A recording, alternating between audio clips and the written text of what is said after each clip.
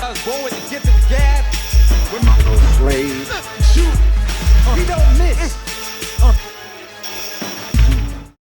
Welcome to 3 Count Commentaries. I am MagMongoSlade. Today we're going to talk about Gabriel Kidd versus Kenny Omega. Today is a match commentary from Wrestle Dynasty, which aired January the 5th, 2025.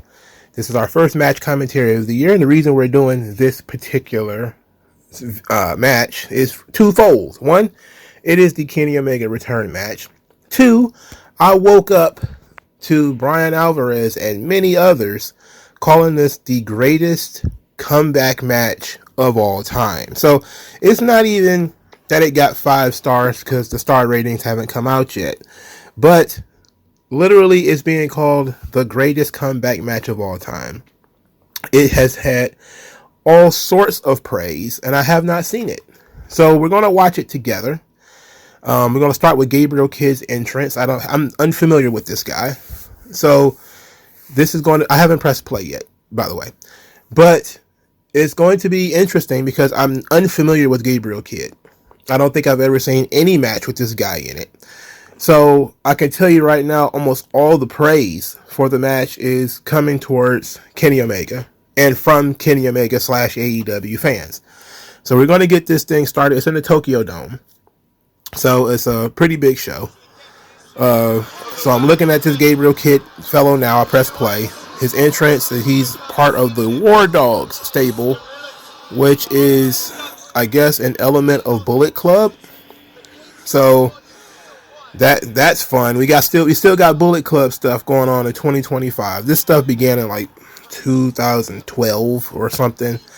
And people talk about how the Bloodline is going on forever. How many different versions of the Bullet Club is it, for God's sake? All right. He's wearing a New Japan jumpsuit, this Gabriel Kidd. He looks very generic. There's nothing about this guy that stands out for the most part, but I do kind of like his attitude. He's walking with some swagger to him. He seems very confrontational. Comes across a little bit like an MMA fighter, which I do like. That means that he's pretty serious.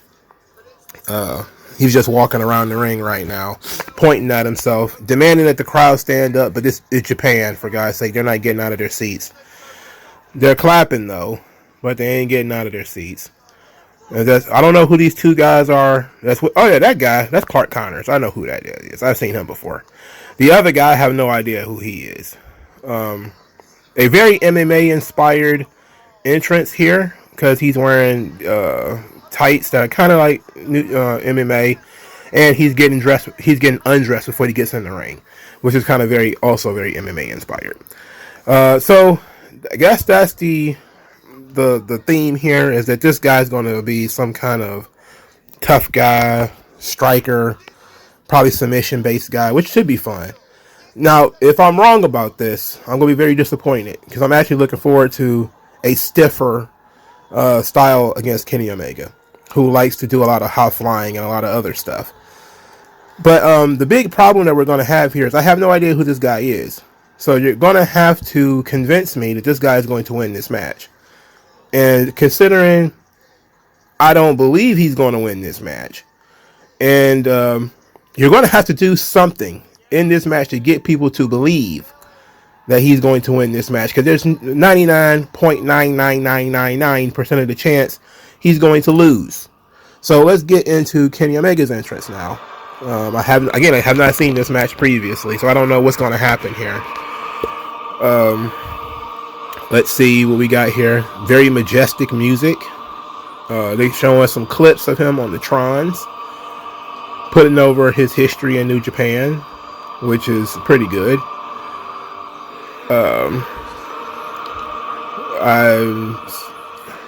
It's taking forever. Oh, okay, we're still doing the Final Fantasy stuff for Kenny Omega, which is, I guess, what they like. Oh, is that a... I don't understand what this music is.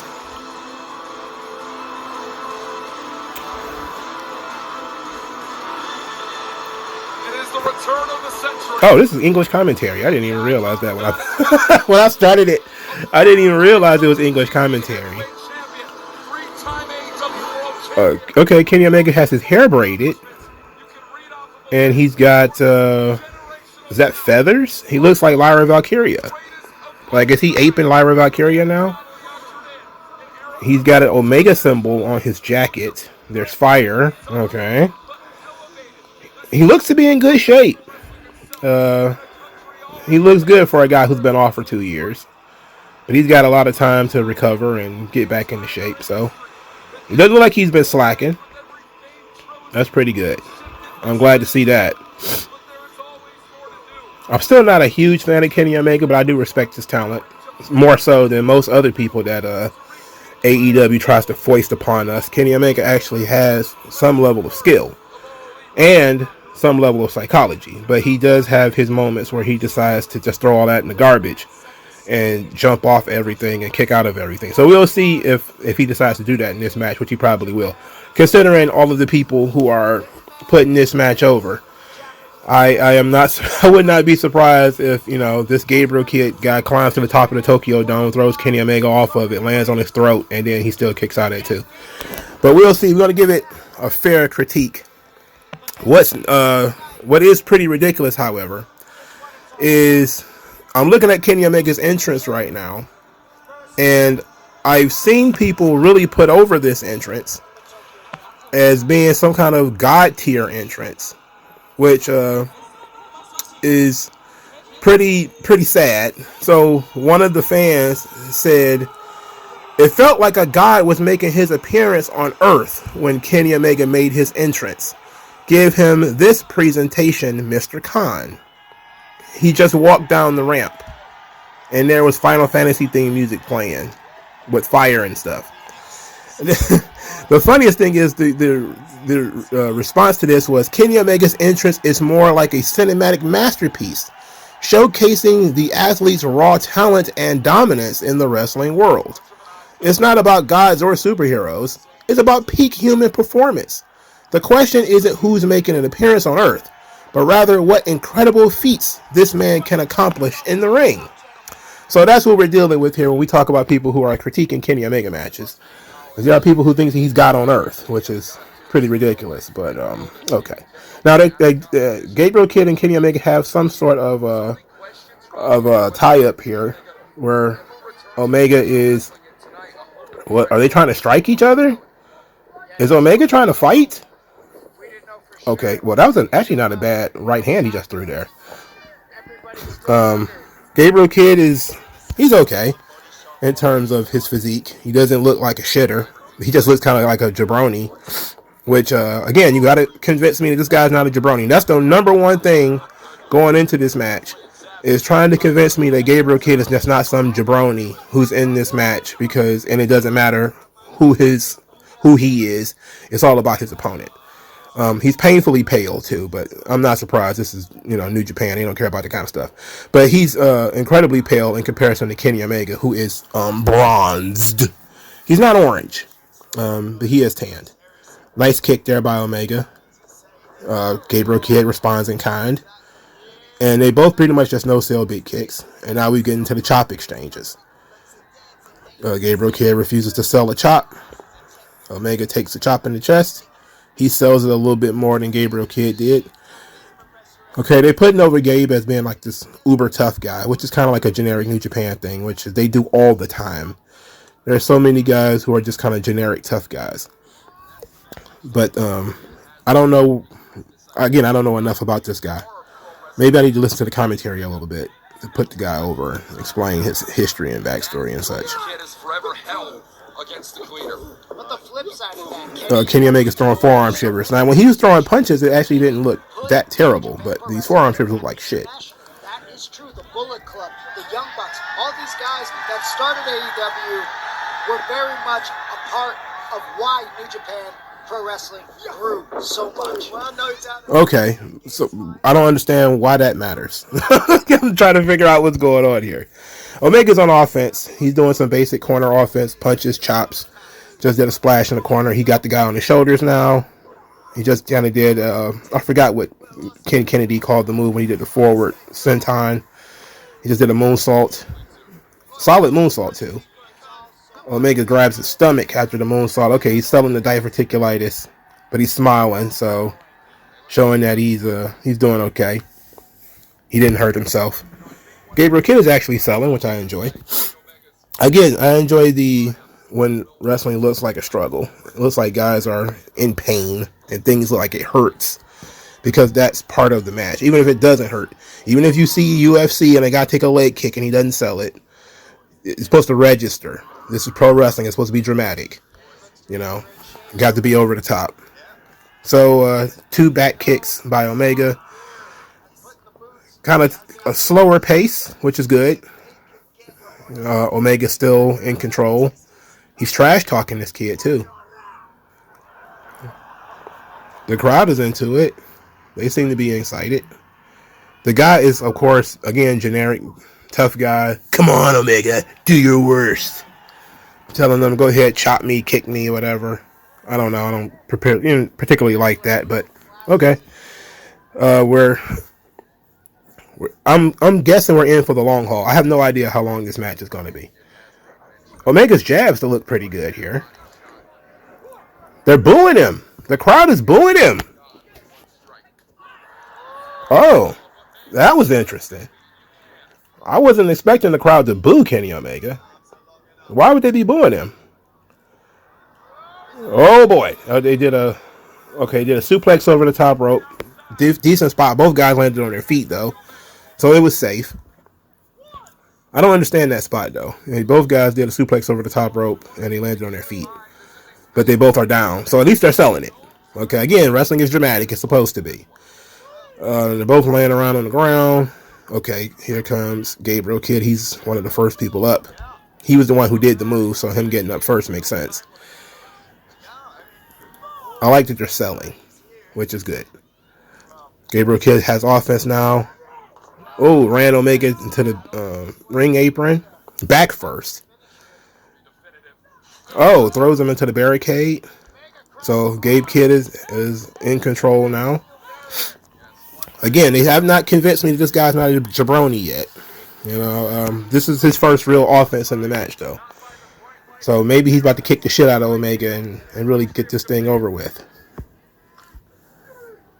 Oh, he just rammed him into the ring apron again. Not the ring apron, but the barricade again. Is that the referee? Why had a white referee in Japan? Anyway. Gabriel Kidd is outside the ring. He's cleared off a table. That's a very small table. That's a tiny ass table. Man, that's a small table. That's a really little table that we got here. He's putting these 2 small tables side by side, which is probably what you need to do to make whatever he's about to do safe. There's a 20 count in New Japan, but I'm pretty sure they're beyond the 20 count at this point. So we're back to a typical Kenny Omega where the rules don't matter. Omega runs to the ropes. He's about to do a jump. Oh, drop kick. All right. Omega slingshot over the top. Okay, slingshot dive. Not bad. Good setup because Gabriel Kidd was he had the advantage, but then he left and he started walking around and everything, and that gave Omega time to recover. So that made sense. It's not just purposeless dives, and it's a good way of Omega to be able to knock Gabriel Kidd down, and he's still selling the stomach, kind of putting over, that this is his big return. All right. I'm cool with this so far. It's not terrible so far. I can't complain so far. Only problem I got is there has been no convincing that Gabriel Kidd is a legitimate opponent here. Gabriel Kidd just goes into the ring barricade. I like Gabriel Kidd. He's selling a lot.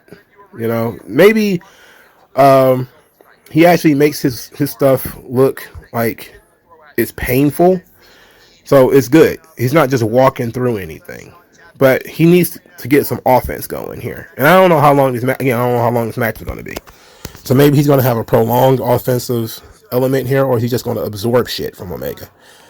Omega rams his head into the ring apron a couple of times here. Third time, Fourth time. Oh, now he just takes a back bump. Okay. Omega's actually keeping it simple. He's not trying to do anything too extra here. The crowd is middling for Omega. I guess they kind of split on this. I'm not sure why, though. What did Kenny Omega do to the Japanese people that they don't like him anymore? What did they do? What did he do? All right. Omega just throws Gabe Kidd in the ring, or they're on their apron now. They've been outside the ring for a good 4 minutes. But I don't know there's nothing you can do about that. I mean, it's just the nature of the beast. Open hand slap by Gabe Kidd. But he dares Omega to throw a punch. He throws a forearm shiver instead. Okay, he throws now they're trading forearm shivers on the ring apron. Oh, Lord. Oh, that was a headbutt. I hate headbutts. They look kind of stiff, but I know it was a work. Where's Gabriel Kidd from? Are they going to mention this? He's about to do some kind of powerbomb, power driver like move. Kenny Omega takes a knee, sandbags it. Okay. He's trying to get pumped up here, this Gabriel Kidd guy. That render in the back on the screen, though, with his eyes all popped out, is kind of silly. Okay, back body drop. Oh no! He actually bounced off the rope. He didn't hit the ring apron. He bounced off the rope and then went the other way. That was actually unique looking. Omega still making funny faces. Not selling faces, just kind of weird bug-eyed faces. I don't know how long this match has been going on so far, but Gabriel Kidd has had no sustained offense. Ooh-wee. All right, just had a Snapdragon suplex on the floor. Gabriel Kidd is taking a lot of shit in this match. I mean, he's just taking a lot. He's just letting Omega do his stuff. Essentially, he got like some kind of Japanese demon or something like that tattooed on his knee. Oh, wow. Interesting. Okay, Omega is picking Gabriel Kidd up. He's maneuvering his body. To do what, however? Who knows? Rammed him into the barricade again. They're outside the ring, by the way.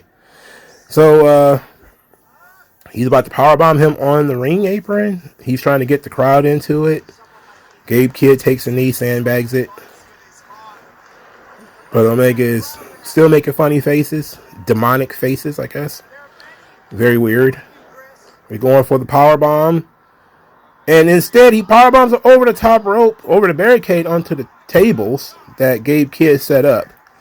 So they did the table spot.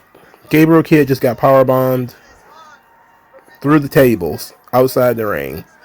Nasty spot there. But again, Gabriel Kidd has had no sustained offense so far. He's just eating shit this entire match.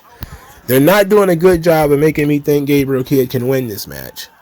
Instead, they're showing me that Kenny Omega can do all the stuff that Kenny Omega usually does, which I guess is that the goal?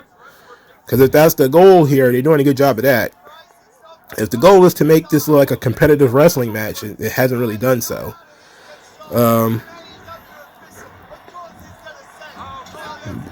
Okay, so the New Japan announced team apparently is anti-AEW. I don't know why, considering they're partners, and they've been partners for 5 years. Why would they be anti-AEW all of a sudden? Seems very odd in terms of decision-making, but... Oh, Gabriel Kidd is bleeding. Why would he be bleeding from a powerbomb through the table? Okay, anyway. And it's bleeding from the head, by the way.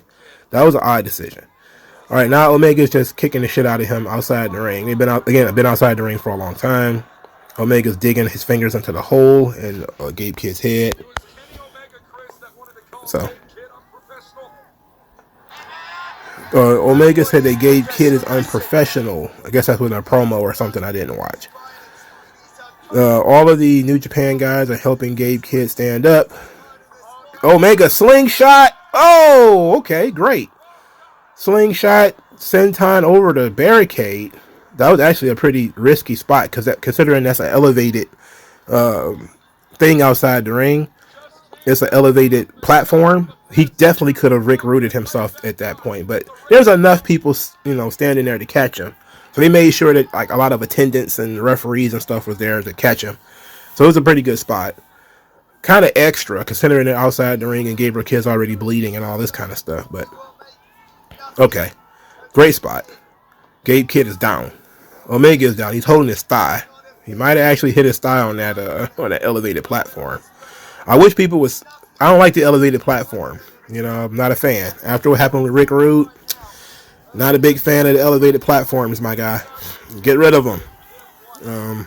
But these guys are professionals. They know what they're doing. At least they claim they do. So here we are. They're still down. So they're getting the most out of that jump, which is good.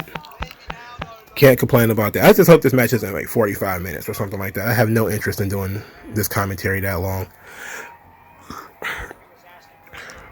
So a bunch of guys are down. Why would we be asking for ice? They've been outside the ring forever. No, you can't win the match outside the ring. This is one of my biggest pet peeves when it comes to modern wrestling. Is the goal of wrestling is to win the match. How can you win the match outside the ring? You can't. So why the fuck are they still outside the ring? Gabriel Kidd is bleeding all over the place. They gave Kenny Omega an ice pack in the middle of the match. And then he kicked the little attendant kid. I guess he got a pretty good heel reaction for that. So I guess he is the heel in this match. I don't know why though. Gabriel Kidd he's bleeding and woozy. And Omega is just, just chilling. Again, they're still outside the ring. They haven't got in the ring yet. So they've been outside the ring. He throws the ice pack at Gabriel Kidd, which is actually pretty funny. I don't understand why you would give a guy an ice pack in the middle of the match, though. I mean, whatever. All right. Omega's jaw-jacking with the Japanese who just seem to just be looking at him. They're taking pictures of him, so they want to see him. Okay, now Gabriel Kidd has a chair. Oh, he hit him in the stomach with the chair. Hit him in the back with the chair. The crowd actually cheers that Gabe Kidd hit Kenny Omega in the stomach with the chair. Okay.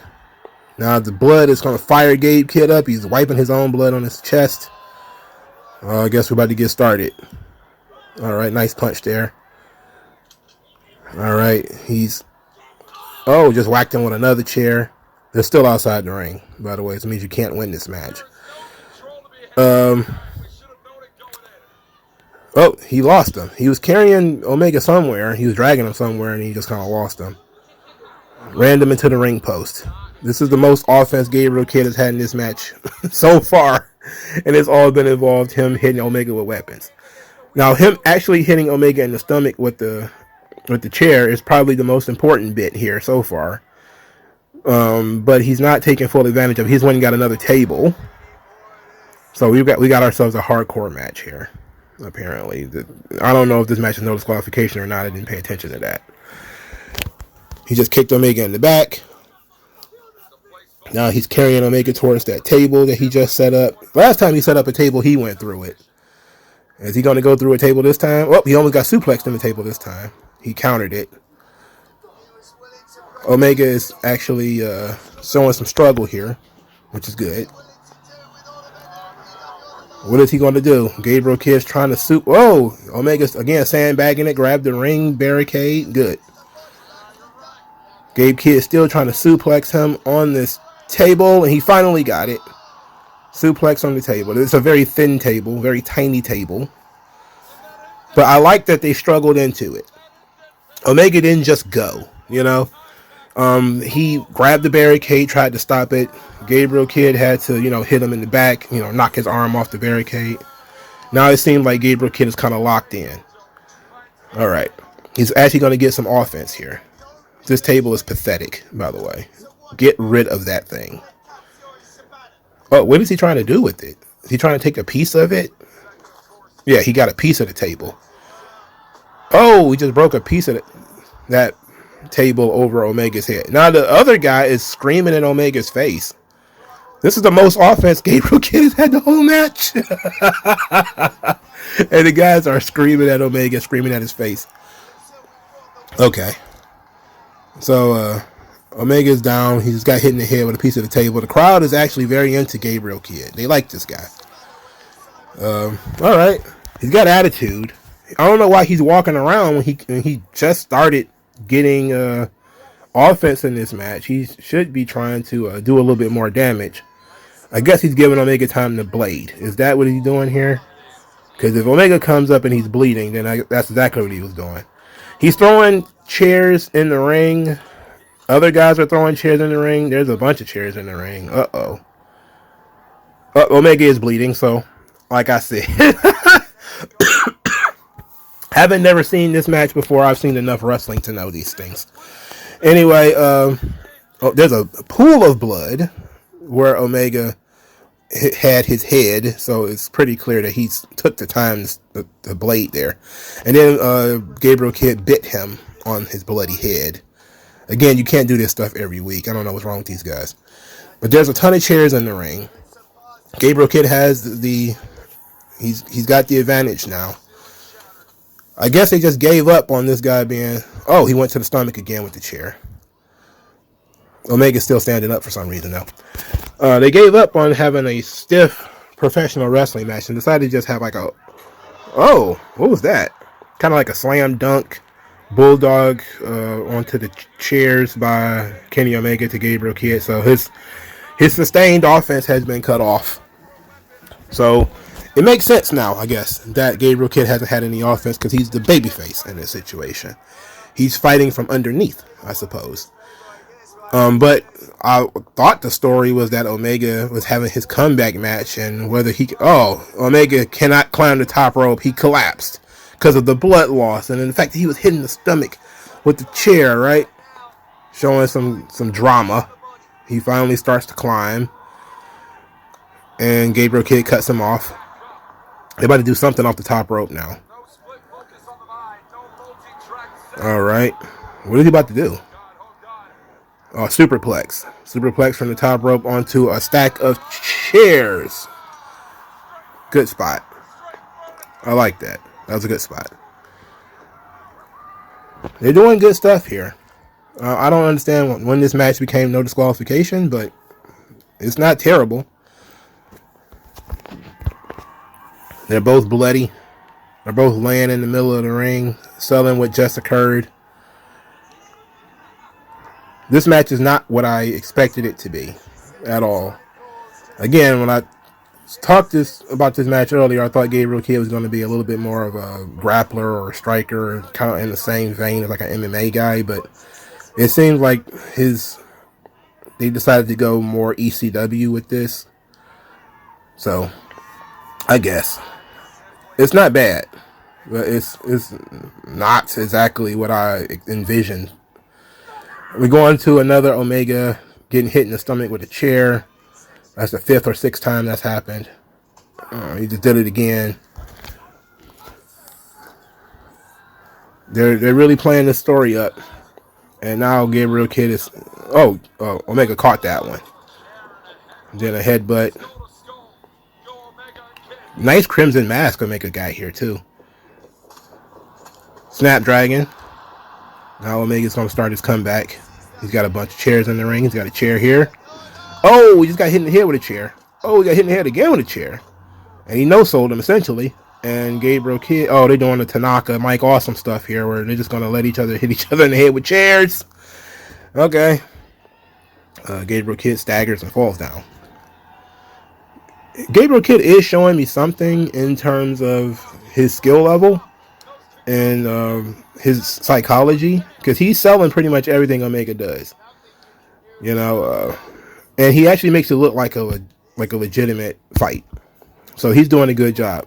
They're not doing a good job of making me think that Gabriel Kidd can win, which is sort of what you are looking for in a match, is that both parties can win. In this situation, I guess the story is whether Gabriel Kidd can hang, which he's, I guess, doing a good job of, I suppose. There's a referee in the ring now. Red Shoes is in the ring. Now they're trading forearm shivers. There's a bunch of chairs and shit in the ring, Red Shoes. Now they're trading forearm shivers with the New Japan specialty. The worst part of their style, if you ask me. Oh, that was a nice slap. Alright, now they're throwing slaps, so that's a little bit more stiff. Okay, Omega's throwing slaps back. They're slapping each other now. Nice counter by Omega there. And we got the first of the V triggers here. And they're running, and that's the second one. Oh, nice counter lariat by Gabriel Kidd. I like that the referee is not in the way. He's just kind of getting rid of the chairs. That was a good spot, and the crowd seemingly likes the spot. That ended with the lariat by Gabriel Kidd. Now we've gotten back to traditional pro wrestling here, or a traditional Kenny Omega match, for the record. Both guys are down. You know, Gabe Kidd's struggling to get back up. Again, he's very impressive here. I don't know what he's going to do after this. We'll see. But he looks like a guy that was in a fight. And Omega looks like a guy that was in a fight. And they're not moving 100 miles a minute. Gabriel Kidd with the forward and back clotheslines. Trying to be a little bit rougher. Omega still standing. Nice chop there by Omega. Oh, fighting spirit. I don't like when guys turn their backs on guys. Nice Hurricane Rana there by Omega. Hands-free Hurricane Rana too. So, they're doing a good job. You know, nothing too absurd has happened yet. You know, nobody's taking a power driver off the ring apron onto the floor. But the match has been a little bit more hardcore than I thought it would be. Or maybe even I thought it should be. And, but they're still doing okay. Is Omega about to do his Terminator dive thing that he usually does? When he runs to the rope. Yeah, that's what he's about to do. And he did a dive, and oh, interesting. Gabriel Kidd didn't try to catch him. He just kind of threw his hands up and threw his head into it. And Omega just kind of bounced off of him. That was kind of dangerous for Gabriel Kidd. You don't want to offer up your neck for somebody to land on. You kind of should use your arms and chest. Don't use your neck. Because you never know what could happen. Somebody's foot, you know, his body could, you know, hit your neck in the wrong way. Should protect your neck, in the words of the great Wu-Tang Clan. Omega's climbing the top rope. What is he up to here? Flying drop kick right to the back. Not bad. Omega's got the upper hand. He seemingly got Gabe Kidd on the ropes. All right.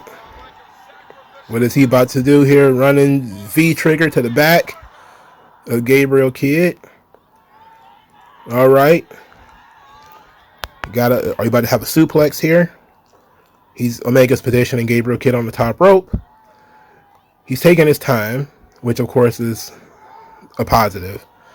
But he's done the cutthroat. He's about to do like a snapdragon off the top rope. Okay. Let's see. Gabriel Kidd is not just letting it happen. He's struggling. Omega with the elbows to try to weaken him and loosen it up. Now he's climbing up there with him. He's about to try to do this snapdragon off the top rope. This seems like this is about to be the first eye-rolling spot of the match, outside of them being outside the ring forever. And he did it. Dragon suplex off the top rope. Oh my goodness. Wow. That was a hell of a spot there. Okay. 1, 2, and he kicked out. This was the first pinfall attempt in the entire match, and they've been doing this stuff for like 20 minutes. Omega with the J Driller. He's sitting on him, which I don't like. I hate that pin. And of course, Gabe Kidd kicks out. This is only the second pinfall attempt in the entire match. Again, pro wrestling, the point of the match is to try to win. If you're 20 minutes in and you're just now trying to go for pinfalls, something is wrong. You know, I know they spent a lot of time outside the ring and everything, but at least when they tried to go for the pin, it was after one of the most devastating moves in the match. V trigger in the on the ropes. We're going for the one-winged angel here. Omega collapsed. Oh, diverticulitis is kicking in. Oh no! Is he going to be able to pick him up for the one-winged angel? Then Omega collapsed. He's down on one knee, and Gabriel Kidd is down on his face. So they're not showing that he has any fighting spirit, because he just collapsed and went down to his face. Wow, these guys are shouting, calling them motherfuckers, and all kind of crazy stuff. All right, now Gabriel Kidd is up. Oh, he counters the one-winged angel, and he got him in an abdominal stretch. An abdominal stretch, what they call the Inoki special. A actual, you know what? I wish they had started with this because it's a highly sensible move in terms of ring psychology, but it actually makes a little bit more sense now that I think about it after all the chairs to the stomach and off the top rope stuff. But Gabriel Kidd, they're getting a lot of an abdominal stretch here. German suplex by Gabriel Kidd. Omega just no-sold it. Okay. And he just tried a clothesline and didn't work. Gabriel Kidd no-sold the clothesline. Now we're doing the New Japan fighting spirit shit where they're not selling stuff anymore. Gabriel Kidd with a power driver. Not bad. His stomach didn't get in the way, a la Kevin Owens. Omega kicks out at 2. When is Kenny Omega ever going to lose to a regular power driver? Get real. Nothing has happened again that led me to believe that Gabriel Kidd can win. But the abdominal stretch spot was very interesting, considering it works the same area of the body that Omega has been injured and where he's been hitting him with the chairs. So now Gabriel Kidd is up. He's powering up. He's getting a Zenkai boost. He's getting ready. He's fired up. The crowd is fired up. They want Gabriel Kidd to show them a little bit more here. He's going for some kind of power bomb, power driver. Omega is countering it. Oh, wait. Gabriel Kidd. Oh, what was that? What was that? Some kind of power driver, power bomb? Package power driver by Gabriel Kidd. Omega is down. 2 count, no doubt. 1, 2, and Omega put the foot on the ropes. Interesting. Foot on the ropes. Okay. That actually helps Gabriel Kidd a little bit because it shows that Omega couldn't kick out. He just had to put his foot on the ropes. So both guys are really taking their time here. They've done a lot up to this point. They're probably there, but they kind of have done too much. Kind of like the off the top rope stuff. But they're not doing too much. In comparison to how some matches are way too much. This is actually pretty simple. And Gabriel Kidd is continuing to fire up. Continue to get up. He's very fired up. He's still on top. Omega is down. Gabriel Kidd is about to do something else to him. Got a front face lock on him. Was it a suplex or Omega's not going to go for it? Put the knee down. Sandbagged it. Gabe Kidd punched him in the stomach. Okay, so he's trying to force him to go with whatever he's going to do here. Omega counters it. Jump kick to the back by Gabriel Kidd. Omega doesn't take a bump. He goes for a clothesline and gets kicked. Knee strike by Kenny Omega. All right. We got some stuff going here. He's about to go for like the 9th V-trigger in this match, though. It's kind of an overdone move, but that's usually how Kenny Omega matches are. They're overdone. Now, are we going for the one-winged angel? No, we're not. We're going for, what is this? Is that power bomb? Yes, it is. A power bomb V-trigger. And he's going to go for the pin. 1, and he kicks out at 1. Gabriel Kidd kicked out at 1. They're showing some fire for Gabriel Kidd. That's what they're really doing here. They're showing that Gabriel Kidd is not a chump. That he can take a lot of damage. Oh, he's giving the middle finger, which means that he's doing generic tough guy shit, which AEW loves to do. Oh, Kamagoye by Omega, which is Kota Ibushi's finish. And now he's going to go for the one-winged angel. And he nails the one-winged angel, and that is likely the pin. 2 and 3. Omega wins. Not a surprise there. Decent struggle between these two guys. They try to do their best to not make Gabriel Kidd look like a jabroni, but for most of the match he was on the side of getting his ass kicked. He got a couple of solid offensive moves in, but nothing that made me believe that Kenny Omega was not going to kick out of it. So the idea that this was the greatest comeback match ever, no, it was not the greatest comeback match ever. And I know a lot of people will say, well, what is the greatest comeback match ever? I don't know, man. I have no idea. Like, I don't use those kinds of effluvious compliments. I don't know what the greatest comeback match ever is. I'm pretty sure if I did like I sat down and did a history of wrestling, it'd probably be something, but it wouldn't be this. This was a solid match, especially considering it was Kenny Omega's comeback. It was pretty good. Tanahashi is crying. Why is he crying? What's that about? Anyway, Brian Alvarez wrote, Kenny just had likely the greatest comeback match ever. He beat Gabe Kidd in an incredible bout with the One Winged Angel, the new easy best match of the weekend. The guy from Wrestle Purist says, Hiroshi Tanahashi is crying.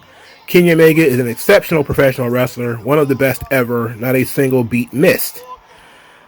Somebody says, Kenny Omega really casually had a wrestling classic after not setting foot in a wrestling ring in over a year. There is no one else like him. He's a god and should beat Mox for the world title as soon as possible. Well, I can actually agree with you there. We're going to go to Cage Match to see what some of the other reactions to this match are. On Cage Match, this match got a 9.53 with only 16 votes. 16 votes and almost perfect 10. Well, I'm imagining a 10. Oh my God, Tanahashi is weeping. Lord have mercy. What the hell is going on? Why is he weeping like this? All right. So some of the reactions on Cage Match state, so many wrestlers come back from serious injuries as shadows of their former selves, and that's understandable. So my hopes weren't high for this one because Kenny was obviously going to take it easy for a while before doing any crazy stuff again. Wrong. Somehow he's back after a 1-year layoff, wrestling a match with the same intensity as 2 years ago against Ospreay at the same venue. Huge credit to Gabe Kidd too. He put on a great showing. The New Japan crowd love him, and he's well on his way to becoming a big star. Another one says, this is an absolute classic. Such a great return for the legendary Kenny Omega. A brutal, violent fight in the best way possible. I loved this match, and it was something special to me. Dang it. So freaking good. I seriously hope Gabe Kidd is the next Bullet Club leader. Oh my God. Can we nuke the Bullet Club from orbit at this point? Because he deserves it more than anybody else on the planet. And I know he won't get it, but it's awesome to see AEW Bullet Club versus New Japan Bullet Club kind of thing. Not sure how it will work out, to be fair, but hey, it'll be a whole lot of fun. But for real though, make sure you watch this match. It's incredible. Perfect 10 from so many people. 10 out of 10, 5 stars. This match is just a masterpiece of professional wrestling. After 397 days, Omega made a spectacular return to the ring. His performance showed that he had lost none of his technical mastery and talent, and had just produced a classic as if nothing had happened. The match was marked by rare violence, with passes through tables, chair shots, and bleeding on both sides. 31 minutes of pure chaos and brutality. The match brilliantly told the story of a veteran taking on an impetuous young talent. Gabe Kidd, with his defiant attitude, pushed Omega to the limit, creating a dynamic rich in emotion and suspense. All in all, the combination of just a stirring comeback, intense action, captivating storytelling, and an enthusiastic reception made this one to remember. I disagree with almost everything written there. Okay. If you actually watch the match, Gabriel Kidd had very little offense, especially in comparison to Kenny Omega. Gabe Kidd spent a lot of the match firing himself up, making faces to the crowd, and the crowd responded, showing his quote-unquote fighting spirit. But he hit nothing that led me to believe Omega is not going to kick out of this. Omega is going to lose. And the first thing when it comes to professional wrestling, if you call a match a classic, it has to be a belief that either person in the match can win. A squash match is never going to be a classic. Not a traditional professional wrestling classic.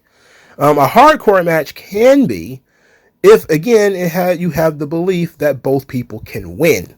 In this match, I never had the belief at all that Gabriel Kidd can win.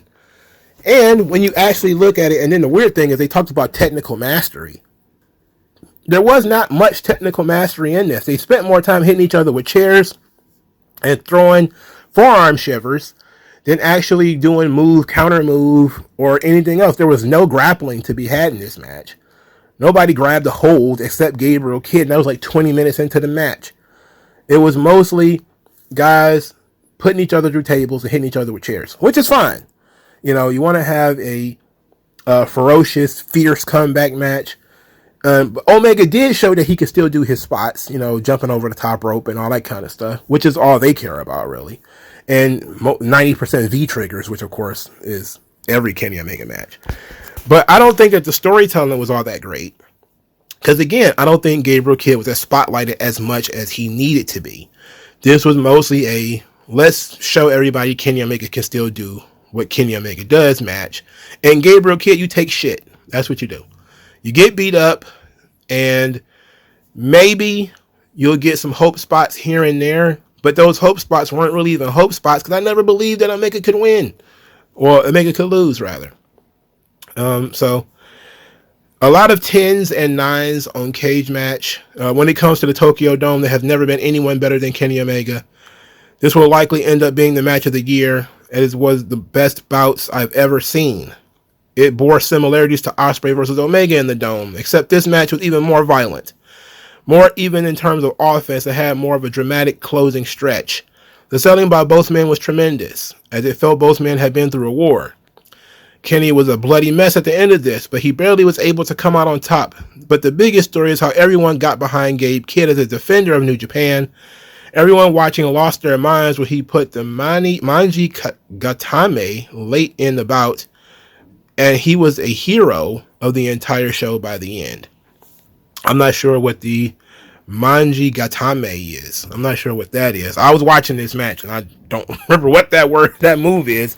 Again, there was nothing that happened that led me to believe that Gabe Kidd can win. So, look, the match wasn't bad. It was a good match. Especially for Kenny Omega's comeback match. It was good. It wasn't boring, but there was nothing about it to me that said, again, Gabriel Kidd could win, or that Kenny Omega was in any real trouble. And just, if you want to compare it to, and I know some people have already said, compare it to Shawn Michaels and Triple H. And if you compare it to that, it's not even in the same class. For starters, you know, Shawn had been off for 4 years at that point, not just 1 year, a year and a half or whatever. Secondly, they actually had Shawn fight from underneath. He was the clear babyface. And this one, Omega, for some reason, was the heel. Why was he the heel in his comeback match? I don't know. They both had a lot of blood, but the Shawn Michaels Triple H match was no holds barred, if I remember correctly, or no disqualification or something like that. This, I'm not sure it was. That's my fault for not paying attention to the build-up of the match or whatever. And plus, it's two higher level opponents. It's Shawn Michaels and it's Triple H. Triple H was former world champion in WWE, all that kind of stuff. Gabriel Kidd is a guy I've never heard of. So when you actually look at how it stacks up, even if you just compare it to Shawn Michaels' comeback match in 2002, the Shawn Michaels match was far and away better, and it had some of the same elements as the Kenny Omega Gabriel Kidd match, except Shawn sold more and was probably in more danger because of the level of his opponent. And the crowd mostly believed in his opponent. In this situation, it was about getting the crowd to believe in Gabriel Kidd. So it's very different. Again, not a terrible match, but certainly not the best comeback match of all time. Certainly not a 10 out of 10. It'll probably get 5 stars from Meltzer or something like that, which it won't deserve. But hey, I just watched the match. You listen to my thoughts as I watched the match. Tell me what you think I did wrong. Like, share, subscribe. I'll talk to you guys later. No one does it better.